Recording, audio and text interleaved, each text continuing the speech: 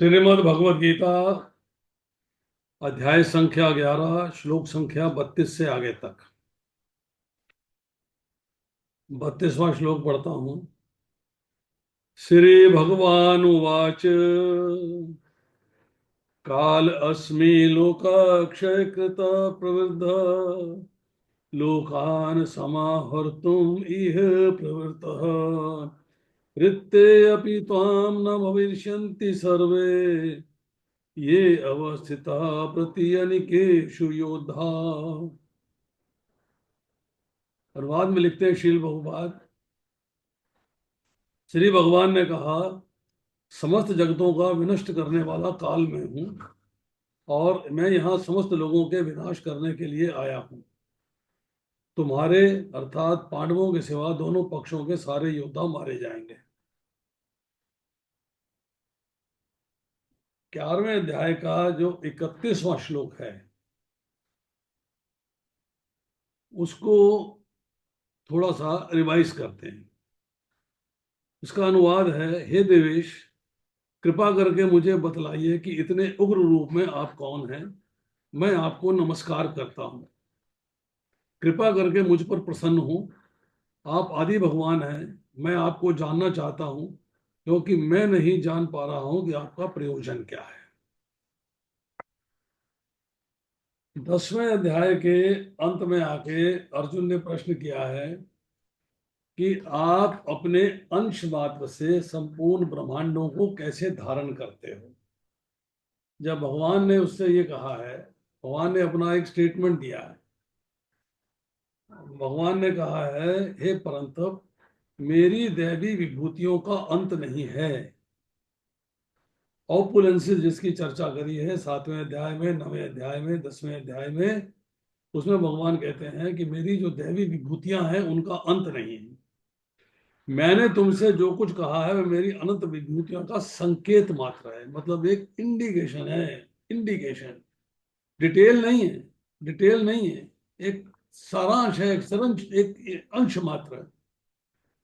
और अगले श्लोक में भगवान कहते हैं, तुम जान लो कि सारा ऐश्वर्य, सारा सौंदर्य, सारी तेजस्वी सृष्टियां मेरे तेज के एक स्फुलिंग मात्र से उद्भूत है। स्फुलिंग मीन्स चिंगारी की तरह। जैसे अग्नि में से चिंगारी निकलती है उसे स्फुलिंग कहा जाता है। ऐसे यहां पर भगवान कह रहे हैं मेरे एक स्फुलिंग मात्र से उद्भूत है। फिर कहते हैं इस विशद विज्ञान की आवश्यकता क्या है। मैं तो अपने एक अंश मात्र से संपूर्ण ब्रह्मांड में व्याप्त होकर इसको धारण करता हूं। अंश मात्र से मतलब कंप्लीट नहीं, एक अंश मात्र से संपूर्ण ब्रह्मांड में प्रकट होकर इसको धारण करता हूं। अब इतनी बात जब कह दी है तो अर्जुन के मन में आया है कि मैं आपको अपने समक्ष आपके द्वारा वर्णित वास्तविक रूप में देख रहा हूं, किंतु मैं ये देखने का इच्छुक हूं। इंटरेस्ट डेवलप हो गया है, इच्छा प्रकट हो गई है। क्या? कि आप इस दृश्य जगत में किस प्रकार प्रविष्ट हुए। आप इस दृश्य जगत में किस प्रकार प्रविष्ट हुए हैं, मैं आपके उसी रूप के दर्शन करना चाहता हूं। जो आपने पीछे कहा संकेत मात्र है, जो आप एक अंश मात्र से प्रकट हुए हैं, सारे ब्रह्मांडों को सृष्टि रचना करते हैं। मैं उसको स्टडी करना चाहता हूं, उसको समझना चाहता हूं, उसको देखना चाहता हूं। तो भगवान ने उसके लिए उसको दिव्य आंखें दी हैं कि उस दिव्य आंखों के हिसाब से देखो। फिर भगवान कहते हैं, तुम्हें देखने के लिए चर्म चक्षुओं से पॉसिबिलिटी नहीं है, तुम्हें मैं दिव्य चक्षु दे रहा हूं, उसके द्वारा तुम मुझे देख पाओगे। अब अर्जुन जो है भगवान के विश्व रूप को एक स्थान पर स्थित हजारों भागों में विभक्त ब्रह्मांड के अनंत अंशों को देख सका है। अब भगवान का पूरा शरीर है, अब पूरे शरीर में हो गया नहीं। अंगूठे में देखा है तो वहीं समस्त ब्रह्मांड सारा विश्व रूप दिखाई दे रहा है। माथे पे देख लिया है तो वहां दिखाई दे रहा है, बाजू में देख लिया है तो वहां दिखाई दे रहा है, पैर में देख लिया है तो वहां दिखाई दे रहा है, गला में देख लिया है तो वहां दिखाई दे रहा है। अर्थात अर्जुन की दृष्टि जहां भी पड़ रही है वहां उसको जो है विराट स्वरूप की दर्शन हो रहे हैं। अब यहां भगवान कहते हैं 32वें श्लोक में, अगर 31वें श्लोक का रिवाइज करते हैं, कि इतना कुछ देखने के बाद अर्जुन कहता है कि आप इतने उग्र रूप में हैं, क्रोधित उग्र रूप में आप कौन हैं? मैं जिस कृष्ण को जानता हूं वो तो दो भुजाधारी मेरे सामने मेरे साथ खेलते रहे हैं, कूदते रहे हैं, नाचते रहे हैं, खाते रहे हैं, पीते रहे हैं, सोते रहे हैं, उनको तो मैं वो जानता हूं। पर ये जो आपने मुझे रूप दिखा दिया, ये रूप कैसा है? ये किसका है? ये क्या चीज है? आप मेरी समझ में नहीं आ रहा। तो आप उग्र रूप में कौन है? अब उसके पास कुछ बात समझ में नहीं आती तो नमस्कार करता है, मैं आपको नमस्कार करता हूं। और कहता है कि अब ये उग्र रूप आप दिखा के मुझे डराइए मत, आप मुझ पे प्रसन्न हो जाइए। आप आदि भगवान है, ये बात मैंने स्वीकार कर ली। मैं आपको जानना चाहता हूं, परंतु मैं ये नहीं जान पा रहा हूं कि आपका प्रयोजन क्या है।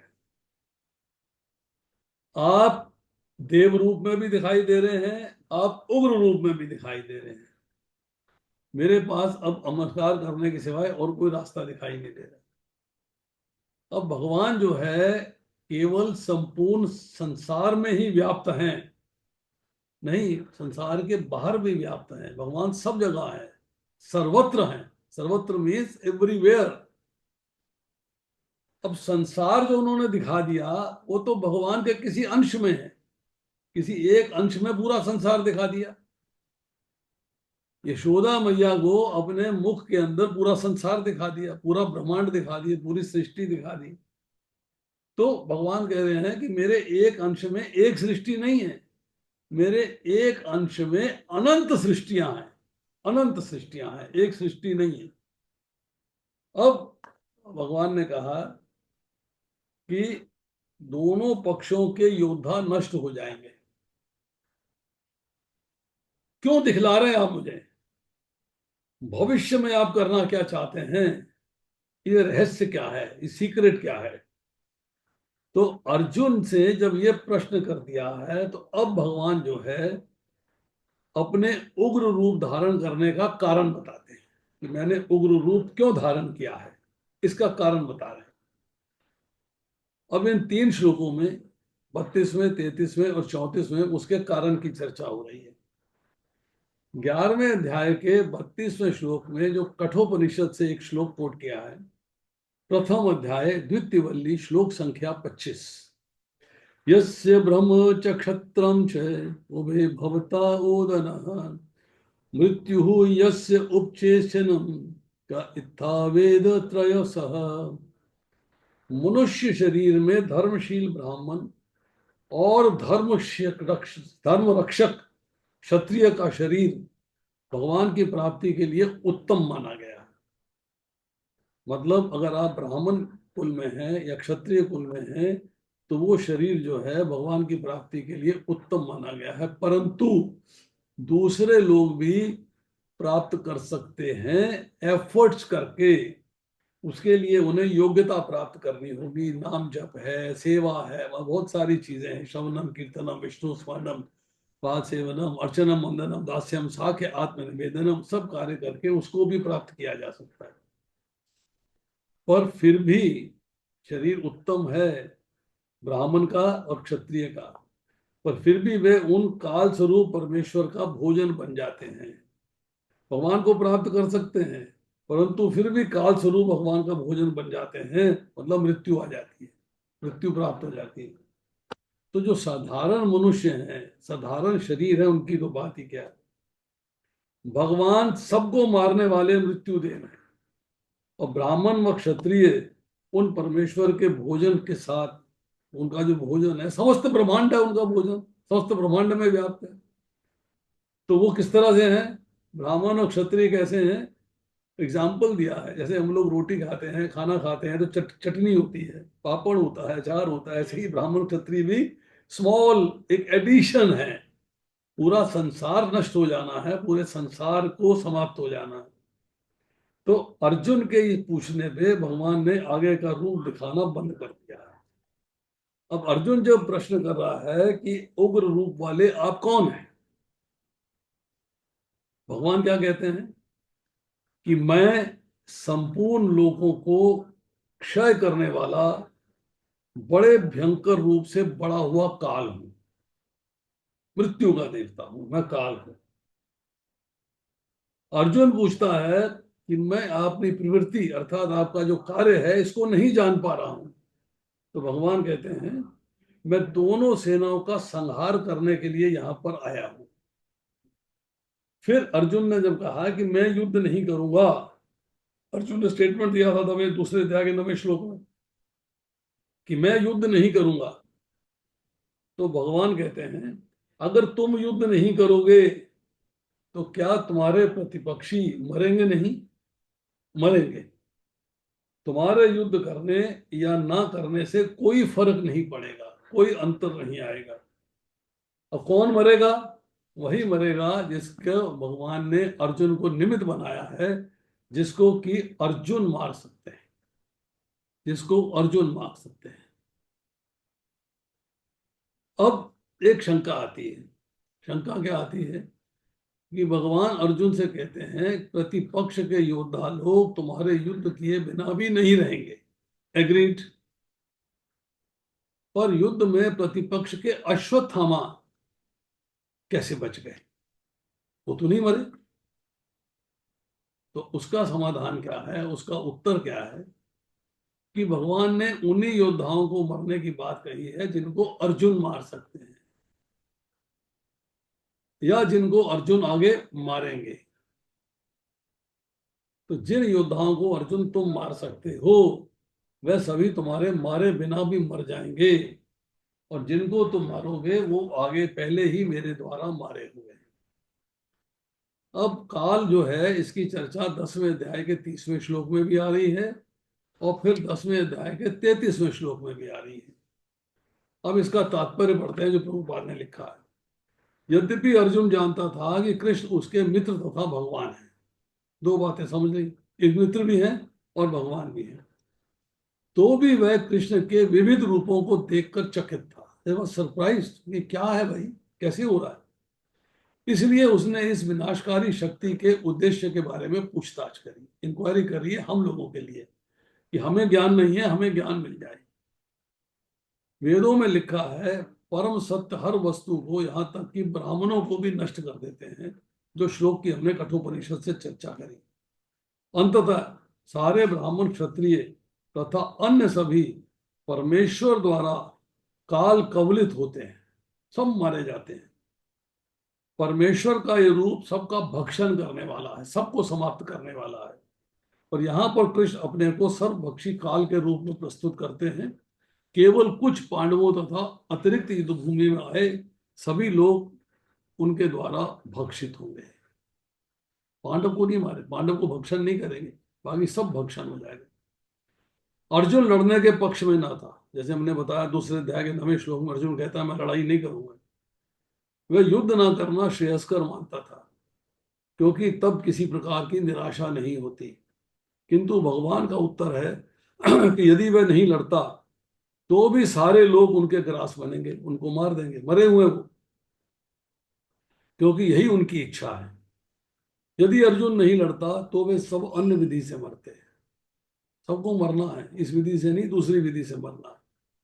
मृत्यु रोकी नहीं जा सकती, चाहे वह लड़े या नहीं। वस्तुतः वह पहले से मृत है। काल विनाश है और परमेश्वर की इच्छा अनुसार सारे संसार को विनष्ट होना है, ये प्रकृति का नियम है। दिस इज द रूल, ये प्रकृति का नियम है, इससे कोई बच नहीं सकता। This is rule of the nature. अब आती है श्लोक संख्या 33।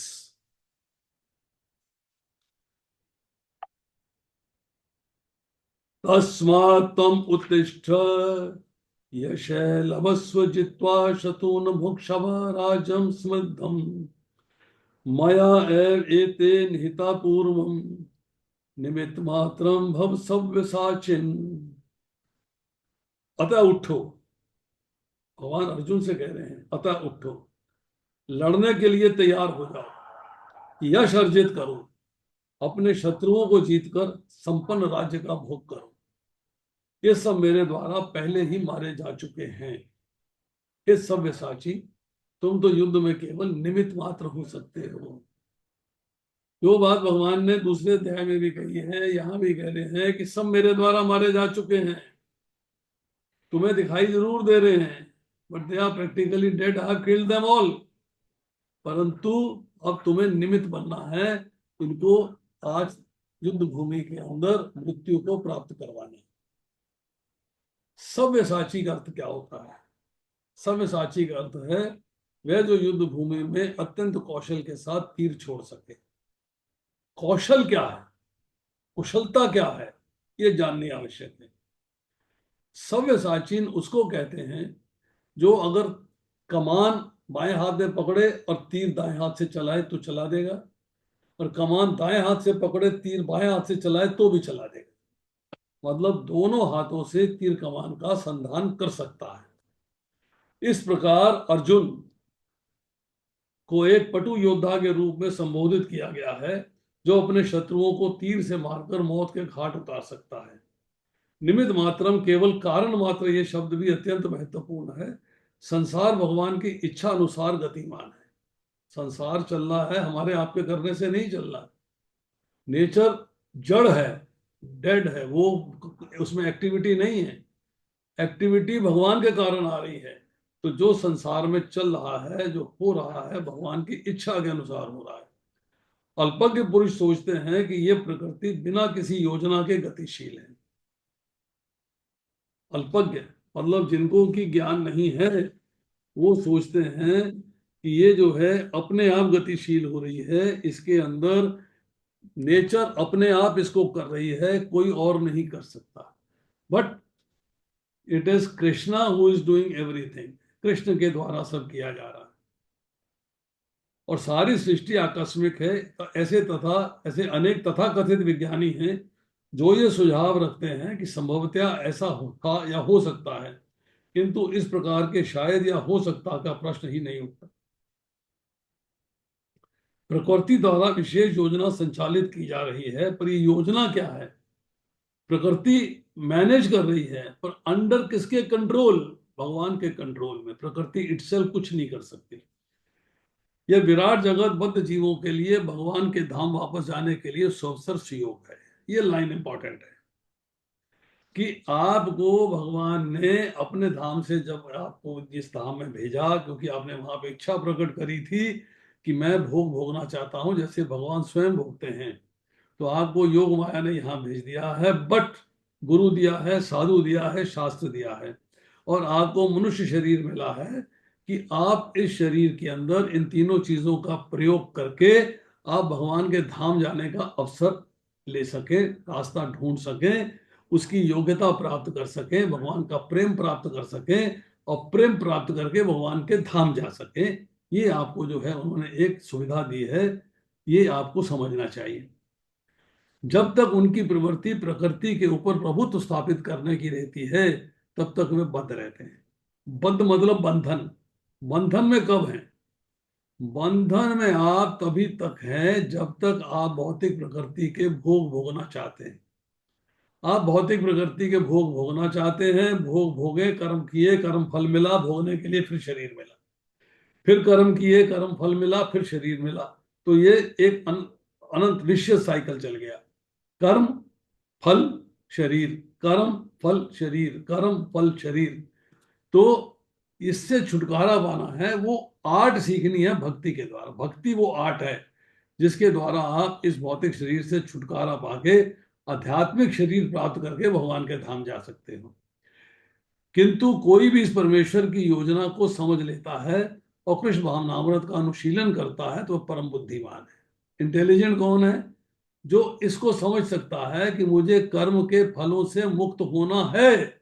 That is essential for me, कि मुझे कर्म के फलों से मुक्त होना है, क्योंकि कर्म फल हैं तो भोगने के लिए शरीर है, बंधन है। जब कर्म फल नहीं होगा तो धाम होगा, तो भगवान का धाम प्राप्त होगा।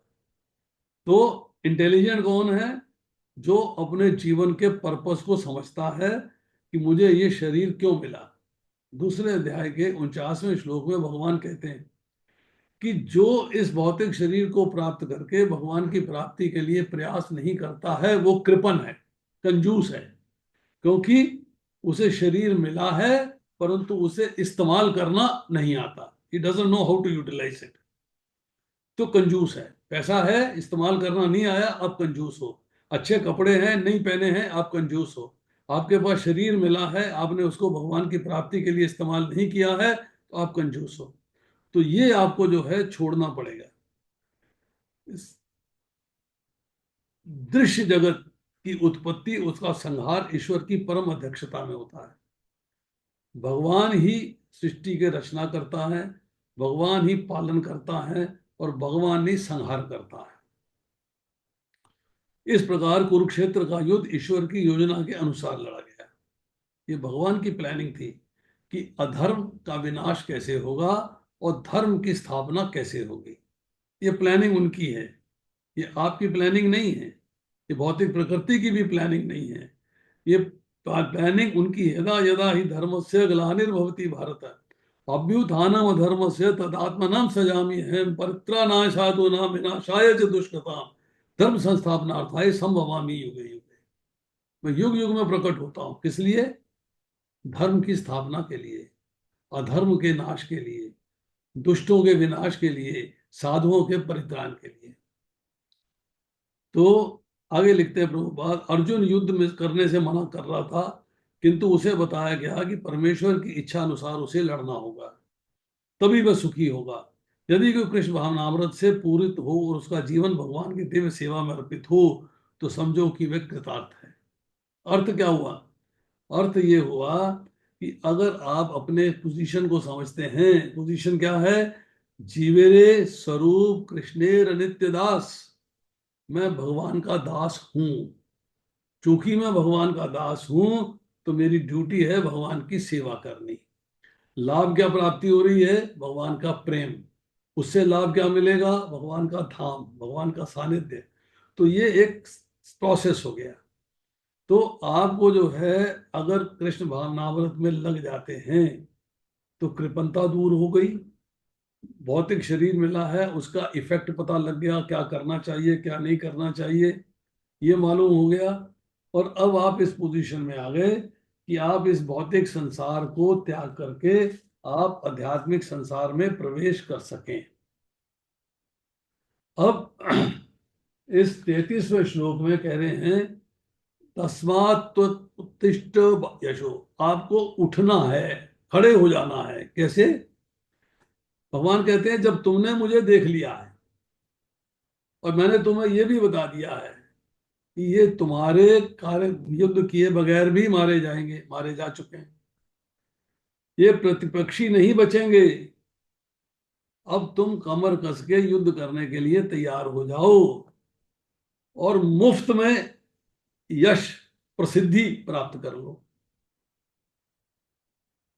यशो लभस्व, अर्थात एक काम करना कि अगर तुम्हें यश की प्राप्ति होती है तो फूल नहीं जाना, ईगो नहीं आ जाए, अहंकार नहीं आ जाए। अगर यश को अपने पुरुषार्थ से मानकर प्राप्त करोगे तब फल से बंध जाओगे, बंधन में आ जाओगे। फले सक्तो निबद्धते, 5वें अध्याय का 12वां श्लोक है। जब तुमने सोचा कि मारे मैंने हैं, ये मेरा पुरुषार्थ है, ये मेरी मेहनत है, मुझे इसका फल मिलेगा, क्या फल मिलेगा? बंधन में आ जाओगे, फिर शरीर प्राप्त करोगे। तो ये नहीं सोचना है, ये सोचना है कि मैं निमित्त मात्र हूं और भगवान द्वारा ये मारे जा चुके हैं, सिर्फ मुझे यश की प्राप्ति के लिए भगवान ने चांस दिया है कि मेरे द्वारा ये मारे जाएं। सव्यसाची का मैंने आपको मीनिंग बता दिया। भगवान कहते हैं पराक्रम पूरा दिखाओ, बल पूरा दिखाओ, पर बनो निमित्त मात्र। अपना इंकार नहीं करना कि मैंने किया। एक छोटी सी स्टोरी सुना था शायद आपको सुनी होगी आपने पहले, फिर एक बार सुन लीजिएगा।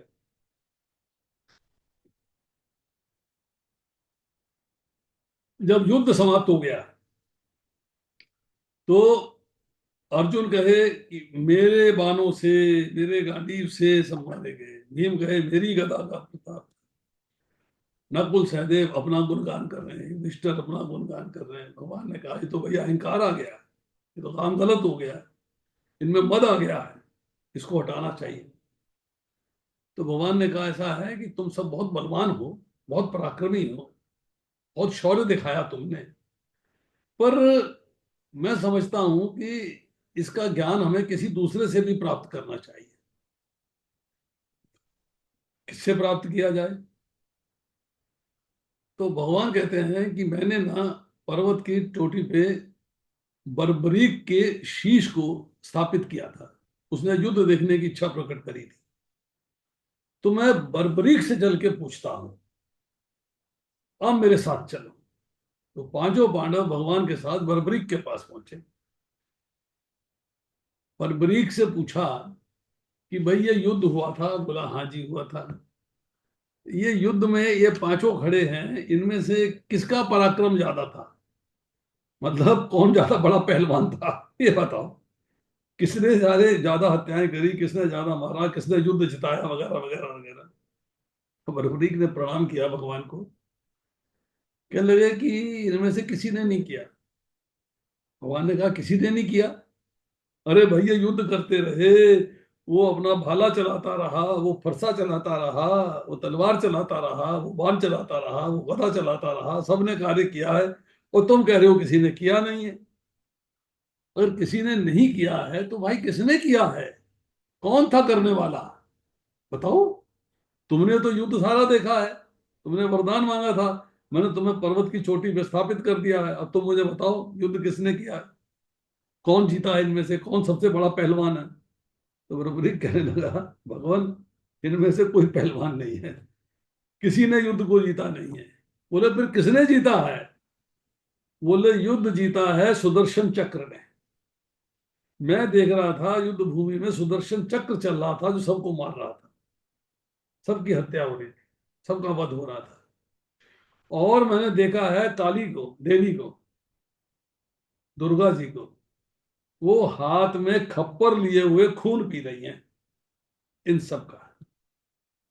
ये इनमें से कोई पहलवान नहीं है। तो भगवान यही कह रहे हैं कि तुमको जो है अहंकार नहीं करना है। तुम पराक्रमण दिखाओ, बल दिखाओ, शक्ति दिखाओ, पर बनो निमित्त मात्र। मैंने मार दिया है, मैंने विजय प्राप्त कर ली है, ये अभिमान नहीं करना है, ये अहंकार नहीं आना चाहिए।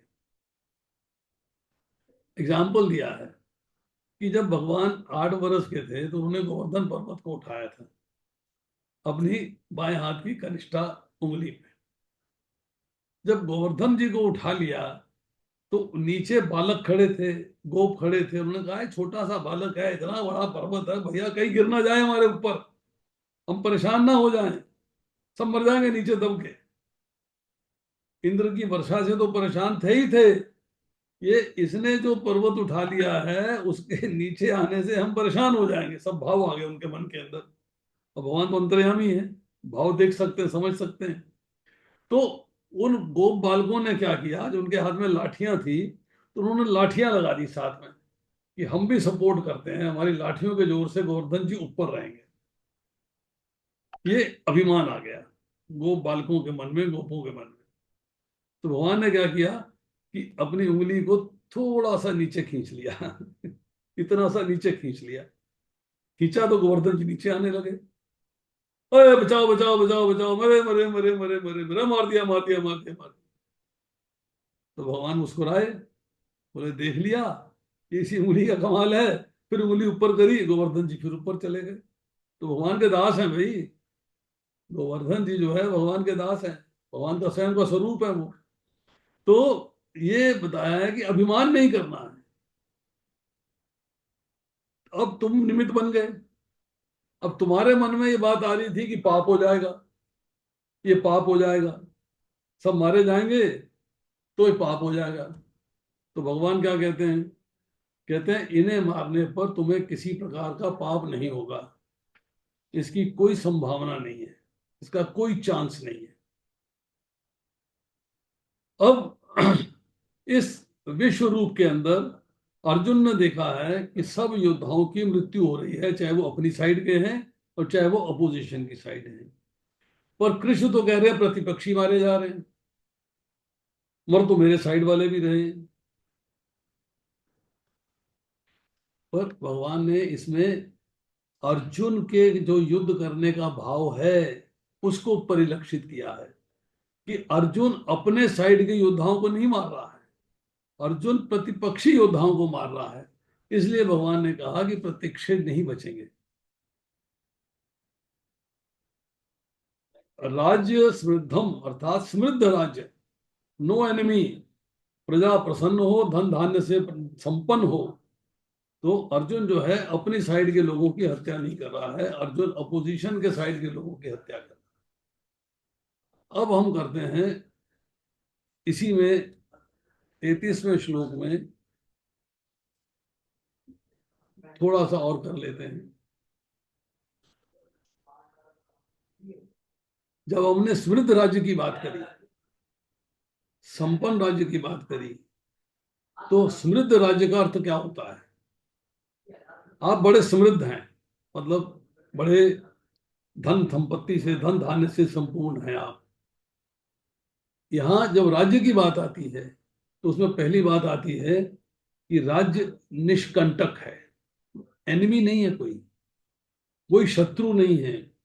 जित्वा शत्रुन भुक्षवा राज्यम समृद्धम, मतलब कोई शत्रु नहीं है, अर्थात कोई बाधा देने वाला नहीं है, कोई रुकावट करने वाला नहीं है, कोई प्रतिपक्षी नहीं है, और राज्य धन धान्य से संपन्न है। अतः प्रजा के पास खूब धन संपत्ति है, हाथी घोड़े गाय जमीन जौहर तालाब, मतलब सब चीजें जो है प्रजा के लिए उपलब्ध हैं, सब भरपूर है, प्रजा के खाने के लिए भरपूर अन्न है। जब ये दोनों बातें होती हैं, राज्य निष्कंटक हो और प्रजा के पास धन धान्य अन्न अनाज अच्छी मात्रा में हो, इसका मतलब है अब आपका राज्य समृद्ध है। अब राज्य को भोगना है, भाई राज्य मिला है तो भोगेंगे। तो भोगने का अर्थ क्या है? राज्य को भोगना है तो भोगने का अर्थ क्या है? भोगने का अर्थ है अनुकूलता का सुख नहीं एंजॉय करना, everything is favourable to me, अनुकूल है तो मैं उसको भोग रहा हूं, एंजॉय कर रहा हूं। जिस भोग को साधारण लोग समझते हैं वो तुम्हें ऑटोमेटिकली प्राप्त हो गया युद्ध जीतने के बाद, तो वो तुम्हारे लिए परिस्थितियां ऑटोमेटिकली अनुकूल हो गई, और तुम उस ऑटोमेटिकली अनुकूल परिस्थिति में छलांगे नहीं मारना, अरे मैंने ये कर दिया, अरे देखा सब कुछ बढ़िया हो गया, अरे मैंने ये कर, नहीं, ये मान के चलना है कि जो भी हो रहा है ये भगवान के करने से हो रहा है, मैं तो केवल निमित्त मात्र हूं। मुझे तो भगवान ने मुफ्त में यश प्रदान कर दिया, मुझे यश प्रदान कर दिया मुफ्त में। इन सब की तो आयु समाप्त हो चुकी है, ये तो सब मरेंगे। अब आती है श्लोक संख्या 34। द्रोणम च भीष्मं च जयद्रथं च कर्णं तथा अन्यान् अपि योधवीरान् मया हतान् त्वं जाहि मावतिष्ठ युद्धस्व असीरने सपत्नान्। द्रोण भीष्म जयद्रथ कर्ण तथा अन्य महान योद्धा पहले ही मेरे द्वारा मारे जा चुके हैं, अतः तुम उनका वध करो और तनिक भी विचलित ना हो, तुम केवल युद्ध करो, युद्ध में अपने शत्रुओं को परास्त करोगे। तो भगवान ने कहा जितने तुमको बड़े बड़े योद्धा दिखाई दे रहे हैं सब मेरे द्वारा पहले ही मारे जा चुके हैं, डोंट वरी, तुम्हें सिर्फ युद्ध करना है और यश प्राप्त करना है। तो तात्पर्य में लिखते हैं शील प्रभुपाद, प्रत्येक योजना भगवान द्वारा बनती है, किंतु वे अपने भक्तों पर इतने कृपालु रहते हैं कि जो भक्त उनकी इच्छा अनुसार उनकी योजना का पालन करते हैं उन्हें ही वे उसका श्रेय देते हैं। मैनेजमेंट भगवान की है, गुणगान आपका हो रहा है। कहते हैं ना, करते हो तुम कन्हैया मेरा नाम हो रहा है, भजन गाया ना किसी ने, कि करते तो भगवान है और नाम मेरा हो रहा है। तो यहाँ वही बात हो रही है कि उन्हें ही उसका श्रेय देते हैं।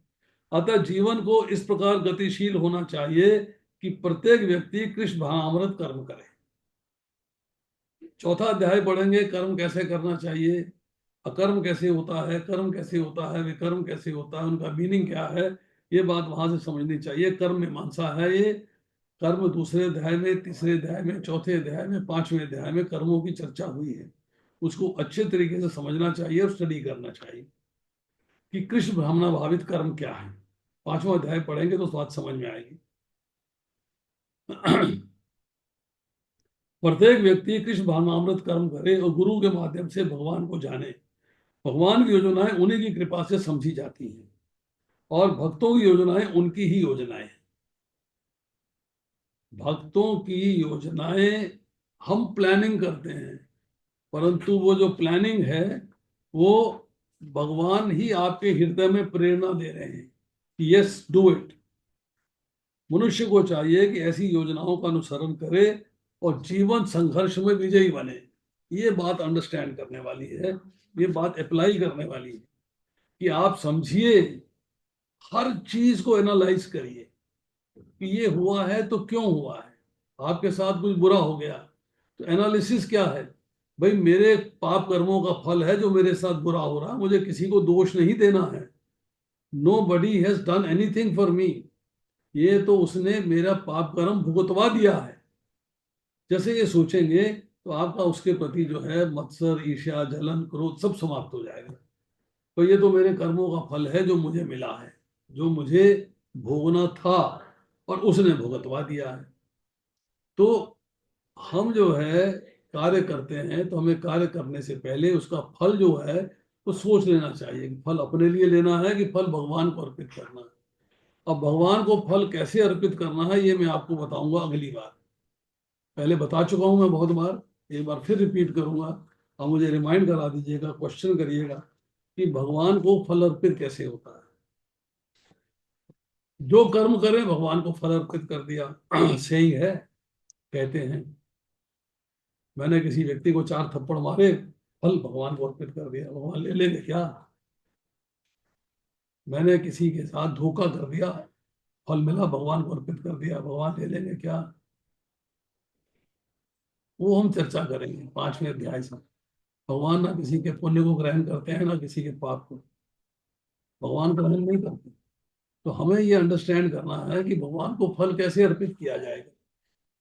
अब हम 11वें अध्याय के 34वें श्लोक में चलते हैं। जो हमने अभी तक किया है उसी को रिपीट करते हैं कि सारे शूरवीर मेरे द्वारा मारे जा चुके हैं।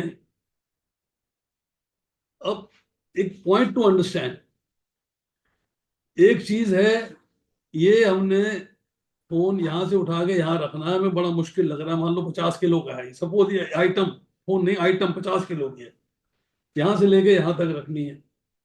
पर अगर ये पहले से ही भगवान ने अरेंज किया हुआ है तो यही आइटम हमें बहुत हल्की लगेगी, उठा के यहां से मारा। मतलब अगर जो है पहले से भगवान द्वारा मारे जा चुके हैं, भगवान ने उनको पहले से ही मार दिया है, अब उनको मारना कठिन कार्य नहीं है, इट्स इजी। बिकॉज आपका काम तो भगवान कर चुके हैं, आपको तो सिर्फ नाम ही लगाना है अपना, हो गया।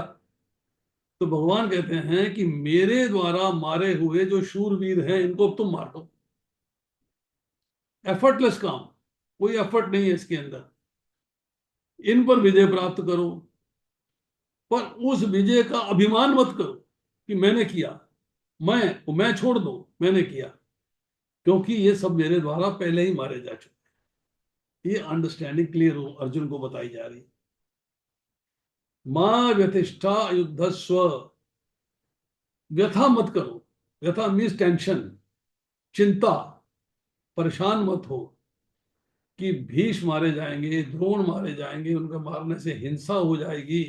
इन दोषों का विचार करने की आवश्यकता नहीं है, क्योंकि शास्त्र कहता है कि जो सीनियर करते हैं आपको उसका अनुसरण करना चाहिए। सीनियर, तुम उनके पौत्र हो, तुम उनके शिष्य हो, तुम्हें मारने के लिए आ रहे हैं तो तुम उनको फॉलो करो, उनको मारने के लिए तैयार हो जाओ।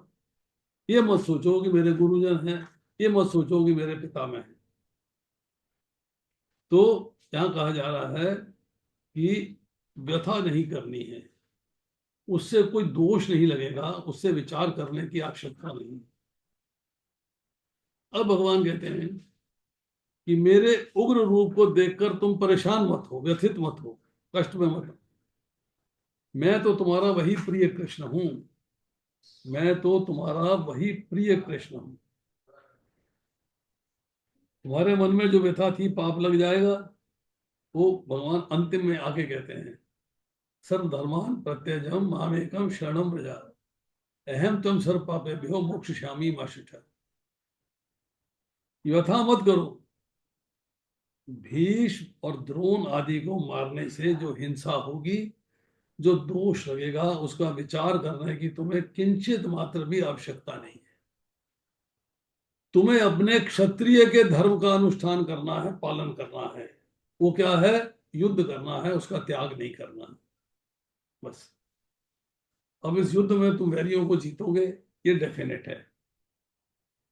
तो तुमने कहा था वो हमें जीतेंगे या हम उन्हें जीतेंगे, इसका हमें पता नहीं, तो तुम्हारे मन में संदेह था। परंतु 11वें अध्याय के आरंभ में भगवान ने अर्जुन को विश्व रूप देखने की आज्ञा दी है। तो उसमें भगवान ने कहा है, तुम और भी जो कुछ देखना चाहो देख सकते हो। क्या देख रहे हो? सब मारे जा रहे हैं। Nobody is alive now, सब मर जाएंगे, सब मारे जाएंगे। अर्थात किसकी जय होगी, किसकी पराजय होगी, तुम इस विश्व रूप में देख लो कि कौन जीतेगा और कौन हारेगा। तो भगवान ने उस विराट रूप में कर्ण के मरने की बात दिखा दी, द्रोणाचार्य की दिखा दी, भीष्म पितामह की दिखा दी, सारे के सारे कौरवों की दिखा दी। सब उसमें तुम देख सकते हो कि एवरीबडी विल डाई। अब आती है समस्या कि हम लोगों को इस संसार में जो भौतिक पदार्थ हैं, उनमें बहुत आकर्षण दिखाई देता है, बहुत अट्रैक्शन दिखाई देता है। और अगर हमें वो अट्रैक्शन दिख रहा है और उसको हम प्राप्त करना चाहते हैं, हम उस वस्तु को प्राप्त करना चाहते हैं और वो हमें नहीं मिल पा रही, हमें नहीं मिलती है, तो क्या होगा कि मेरा मन घबरा जाए, यार बड़ी मेहनत करी, मिला नहीं, बहुत काम किया, मिला नहीं, बहुत एफर्ट्स किए, मिला नहीं है, कि मेरा जो एफर्ट्स हैं वो कोई काम नहीं कर पाए। वो भौतिक संसार के प्रति आकर्षण को मिटाना है। भौतिक संसार के प्रति संबंध विच्छेद तभी होगा, और भगवान से संबंध को जोड़ना है। ये एक आर्ट है जिसको सीखना है। तो भगवान कहते हैं कि तुम्हें अपने एफर्ट्स में, अपने साधन में, अपनी कोशिश में जो इन संसारिक वस्तुओं का आकर्षण दिखाई देता है और तुम्हारे एफर्ट्स खराब होते दिखाई दे रहे हैं, एफर्ट सक्सेसफुल नहीं हो रहे हैं, वो इसलिए कि ये वस्तुएं भी नाशवान हैं और इसमें जो रुकावटें हैं वो भी नाशवान हैं। अरे सब मेरे द्वारा नष्ट किए हुए हैं, इसलिए तुम्हें इसमें महत्व नहीं देना है। Don't have to consider valuable. No, साधारण चीजें हैं, मिल गई, भगवान की सेवा में यूज हो गई तो ठीक है। अगर भगवान इनको अपनी सेवा में नहीं लेना चाहते हैं तो हमें मिलेंगी नहीं, we will not get it, क्योंकि भगवान नहीं चाहते इनसे मेरी सेवा हो, हमें इसलिए नहीं मिल रही। क्योंकि हमारे पास जो भी वस्तुएं हैं, जो भी चीज प्राप्त करते हैं, भगवान की सेवा के लिए इस्तेमाल करना चाहते हैं। पर अगर हमें वो चीज नहीं मिलती है, इसका मतलब है कृष्णा की डिजायर नहीं है कि वो वस्तु उनकी सेवा में इस्तेमाल हो, इसलिए हमें नहीं मिल पा रही है। ये फील है। अब मेरे मन में अभिमान है, yes I got money, I can afford it, मेरे पास पैसा है, मैं इसे अफोर्ड कर सकता हूं। तो ये जो है, ये अभिमान जो है दूर होना चाहिए। तो इसमें कारण क्या होता है, अभिमान क्यों नहीं दूर होता है? नंबर एक, भगवान पे भरोसा नहीं है। नंबर दो, भगवान पे विश्वास नहीं है। नंबर तीन, भगवान के आश्रय हम नहीं है, ये हमें कमी है हमारे अंदर। दुर्गुण और दुराचार अच्छे नहीं लगते, सुहाते नहीं है, इसमें कोई दोष नहीं है। दोष है चिंता करने में, टेंशन करने में, सोच में। क्योंकि चिंता चिता समान है, चिता में और चिंता में एक डॉट का अंतर है, बिंदु का। चिता 4 ई के ऊपर बिंदु लग जाए तो चिंता हो जाती है। क्वालिटी क्या है कि चिता जो है वो मुर्दे को जलाती है, और चिंता जो है वो जिंदे को जलाती है। तो इसलिए जो है हमें यहाँ जा 9:30 बज गए हैं, हमारा 3 श्लोकों में ही 9:30 बज गए आज, तो आज यही समाप्त करते हैं। शेष फिर अगर किसी का कोई प्रश्न है तो आप पूछ सकते हैं। You are free to ask questions. मैं आपको जो है अनम्यूट कर देता हूँ।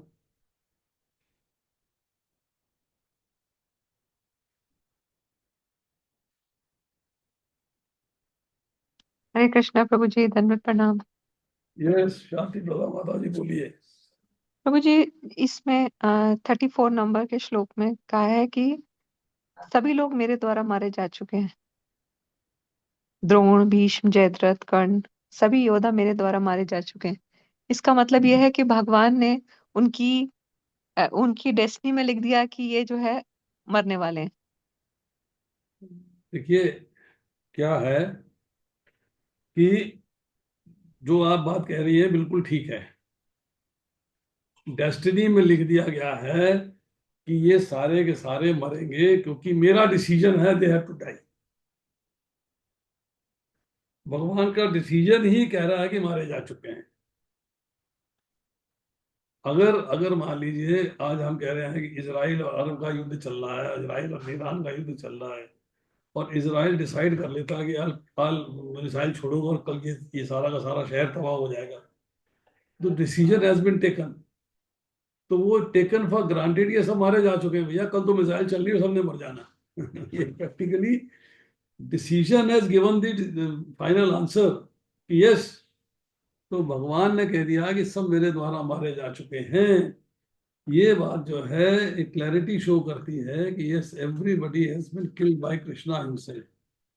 कोई भी जो है उसमें छूटेगा नहीं, क्योंकि भगवान ने सबको मृत्यु प्राप्त करा दी है। उनकी एक उनके किस्मत में लिख दिया है कि तुम्हें जो है मृत्यु की प्राप्ति होगी।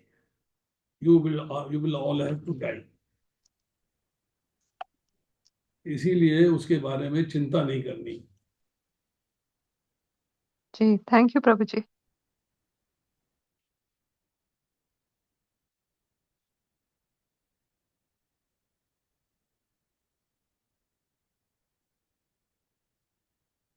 बताइए। हरे कृष्णा प्रभु जी। यस, बोलिए जी। प्रभु जी, मेरा इस क्लास से रिलेटिव नहीं है, क्वेश्चन वैसे अलग से है। जैसे ये कारणोदोषाई विष्णु, गर्भोदोषाई विष्णु, शिरोदोषाई विष्णु है, ये प्रभु जी ये सारे भगवान कृष्ण से आ रहे हैं, ये विष्णु है ना। अच्छा। ये अलग अलग है, ये कैसे होते हैं? ये कोई किसी ने क्वेश्चन पूछा था मुझसे कि जो ये परमात्मा है वो भौतिक जगत में आया है या क्या कहते हैं आध्यात्मिक जगत में आता है भी। तो मैंने कहा कि दोनों में है। तो फिर उसने कहा नहीं, वो तो क्या कहते हैं परमात्मा तो खाली भौतिक जगत में होते हैं। तो इसका मतलब क्या, कैसे लेंगे हम? आप इतने दिन से आप सुन रहे हो, ये आपका कंफ्यूजन क्यों नहीं दूर हुआ? मेरा प्रभु ये जी, मैं तो ये समझती हूँ सारे विष्णु भी एक ही हैं, ये भी तो सारे भी भी तो तो भी भौतिक जगत में भी होना चाहिए, आध्यात्मिक जगत में भी होने चाहिए।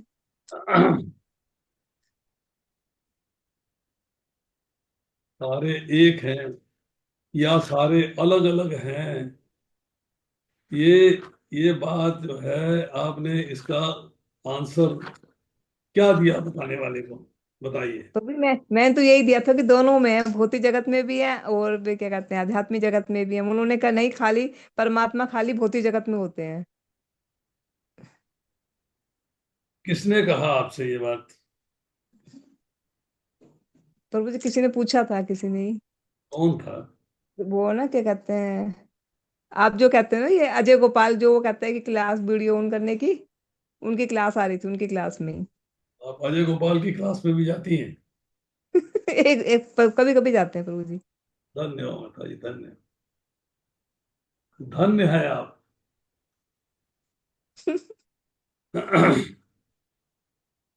तो ये प्रश्न आपने वहां क्यों नहीं किया? पर वो बाद में डाउट आया, जैसे ना वो कहते हैं जैसे कि भी शिरोदोषाई विष्णु है, वो क्या कहते हैं, भी कण कण में समा जाते हैं भी हर एक जीव के उसमें पदार्थ के, उसमें ऐसे करके उन ऐसे समझा रहे थे वो। तो वो कहते हैं वो परमात्मा होते हैं, भौतिक जगत में होते हैं वो।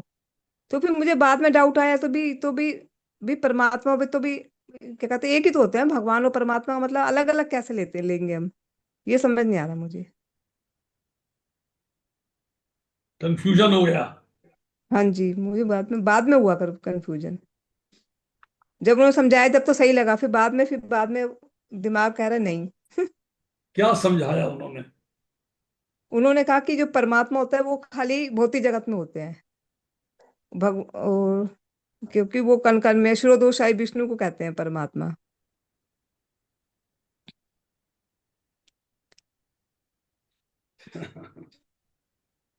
चलिए, चलिए एक बात बताइए यार, अभी हमने आपको आज बताया हाँ जी।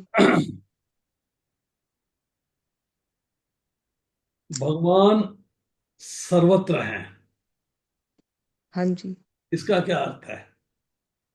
प्रभु जी सारे में है, भौतिक जगत में भी आध्यात्मिक जगत में, सभी कण कण में समाये हुए हैं, वो तो सारी जगह है। उनके बगैर तो पत्ता भी नहीं हिलता, मैं तो ऐसी समझती हूँ।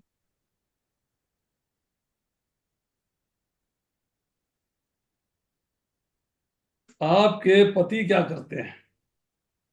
मेरे पति मैथमेटिक्स लेक्चरर हैं।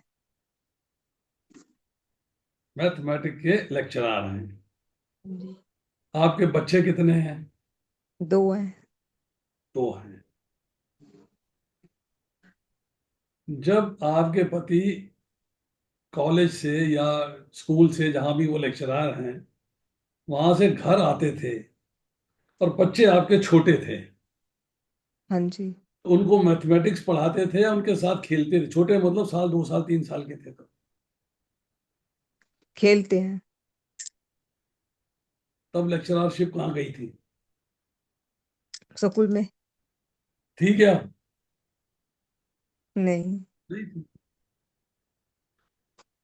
बच्चे गोदी में भी बैठेंगे, कंधे पे भी बैठेंगे, उनको पेट पे भी बिठाएंगे, पीठ पे भी बिठाएंगे, घोड़ा बन के भी चलेंगे, सब कार्य कर रहे हैं ना। हाँ जी। हाँ जी।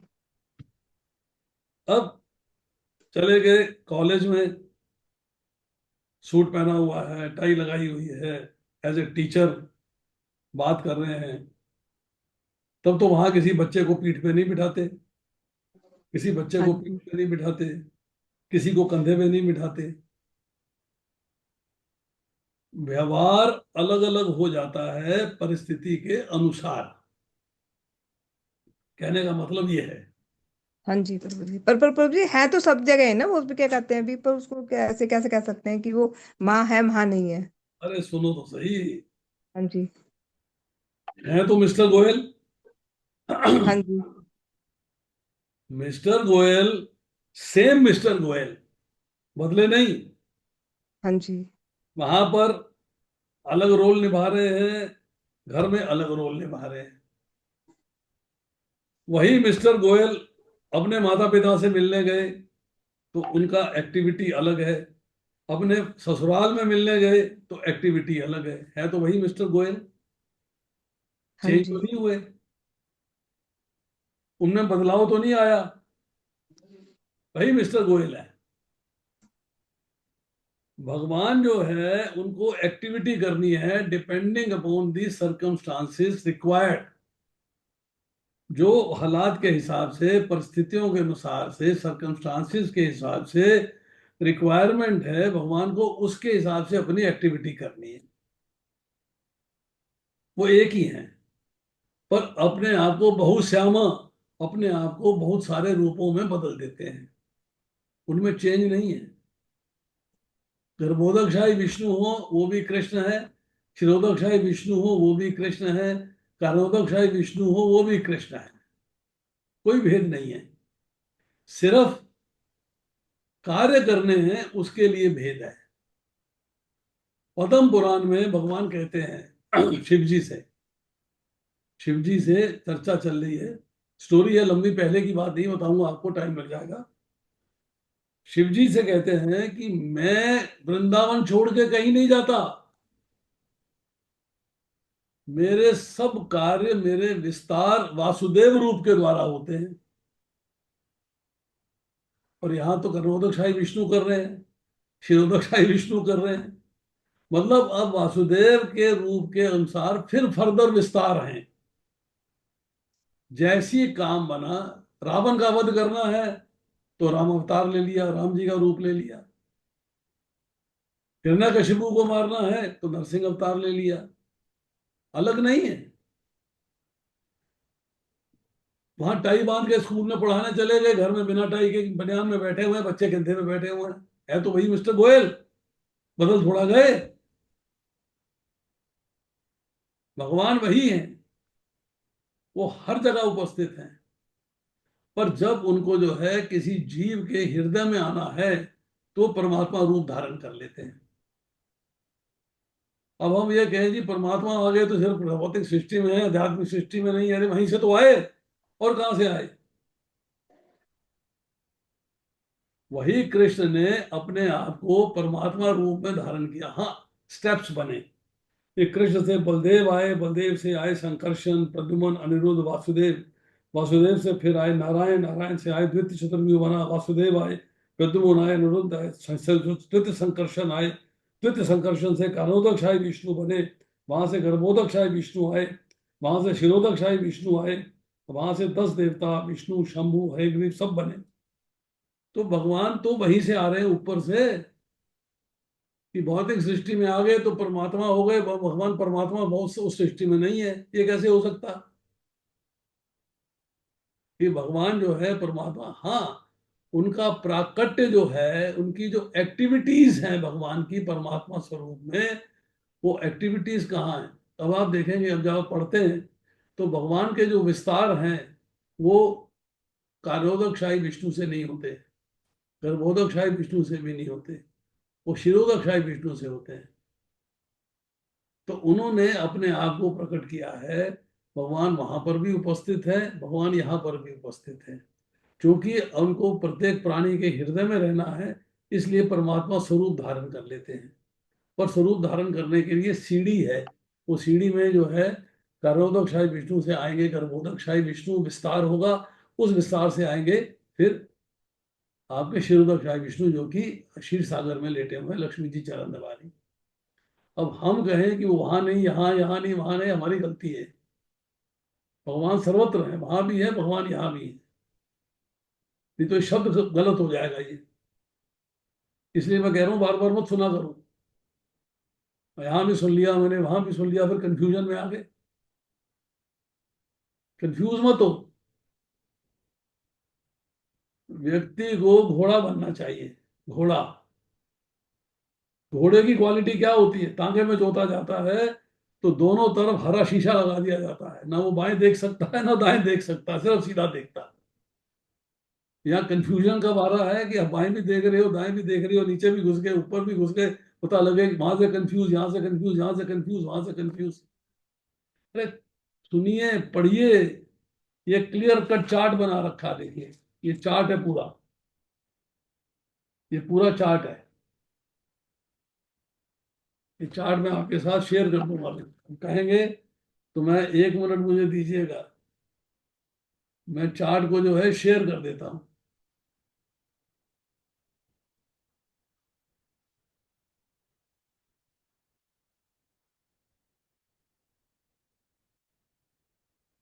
ग्रुप में कर दीजिए। हरे कृष्णा प्रभु जी।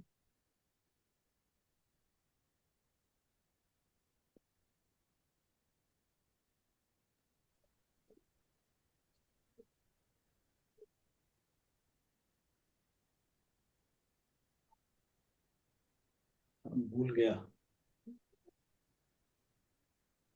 पावर पॉइंट में है।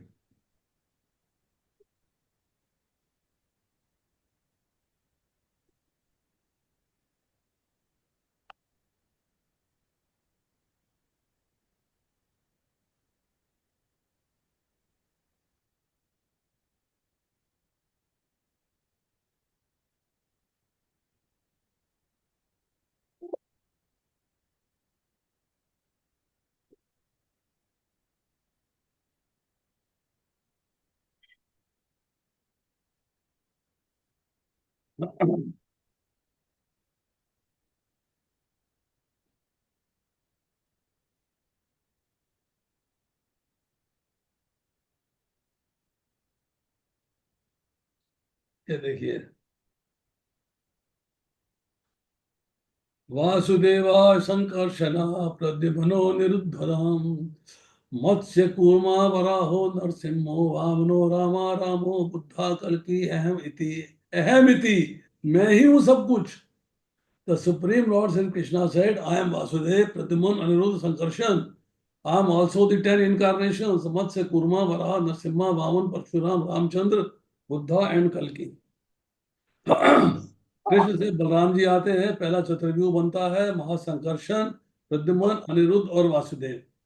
यही प्रद्युम्न जो है शत्रुघ्न बनते हैं राम अवतार में, यही अनिरुद्ध जो है भरत जी बनते हैं, यही जो है महासंकर्षण लक्ष्मण जी बनते हैं, और वासुदेव से राम जी आते हैं। और वासुदेव जी का विस्तार होता है नारायण के रूप में।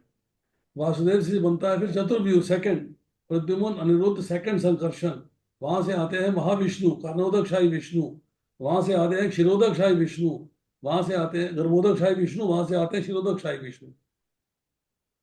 The different 10 different definite conditions of living beings are constituted generally from the beginning of their bondage till the end. ये चीज आपको कोई नहीं बताएगा। जो साइंटिफिक चीज है, इनवर्टिब्रेट जिनमें वर्टिब्रल कॉलम नहीं होती, वो मत्स्य मछली अवतार है। टेस्टेकेशियस जो शेल के रूप में होता है, शैली कूर्म अवतार है।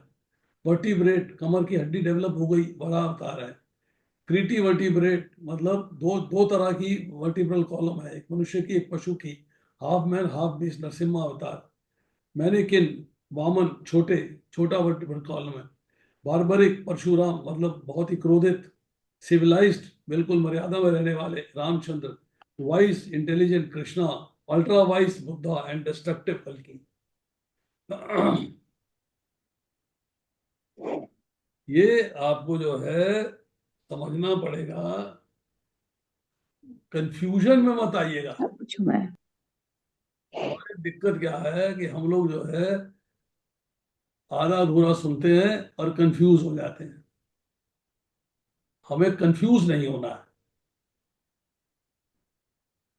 Everything has to be authenticated. मैंने ऑथेंटिसिटी दिखाई है आपको, ऑथेंटिकेटेड है ये। Yes it is like this. तो इसलिए जो है आप इसको लेके चलिएगा, ज्यादा कंफ्यूज मत होइए कि वो परमात्मा जो है केवल भौतिक संसार में है। अरे भौतिक संसार में प्रकट हुए हैं, प्रत्येक प्राणी के हृदय में। आए कहां से हैं? आए तो धाम से ही हैं, भगवान का अंश है वो। इसलिए अलादनी माता जी आपसे हाथ जोड़ के रिक्वेस्ट है कि आप प्लीज कंफ्यूज मत होइएगा। आपको जी लगता अगर है होएंगे भी तो आपके पास ही आ जाएंगे ना कंफ्यूजन दूर करने के लिए। नहीं, इंटरनेट पे बहुत लोग हैं, क्या उनके पास उतनी अथेंटिकेशन है? नहीं है। मैं भी सुनना चाहूं तो सुन सकता हूं, मैं नहीं सुनता, मैं पढ़ता हूं। I read it. Hare Krishna प्रभु जी, आप जो दंडवत प्रणाम। सुन रहे हैं तो भैया मैं कुछ कह नहीं सकता, आप उससे ज्यादा विद्वान। हरे कृष्णा प्रभु जी, दंडवत प्रणाम। यस धाम लीला जी बोलिए। प्रभु जी, आपने अभी जो ये स्लाइड दिखाई है, एक बार फिर से दिखा सकते हैं आप प्लीज? तो गया, अब तो बंद कर दिया मैंने। प्लीज एक बार दिखा दो। अब तो माता जी खोलनी पड़ेगी दोबारा, अब तो बंद हो गई वो।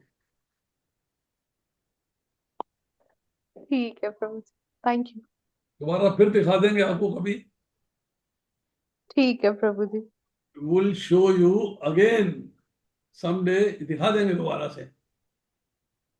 ओके मेरा प्रभु जी। बस एक ही है, खास तौर पे कंफ्यूजन में मत आइएगा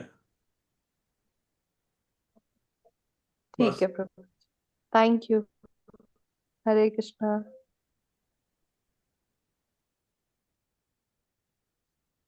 और बताइए।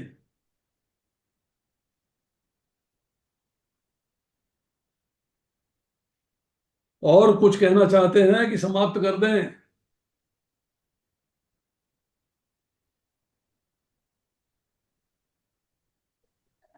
प्रभु जी हम लोग ऐसे मूर्खों के लिए एक बार और आप इसे बताइएगा, उतनी उतनी उतनी याद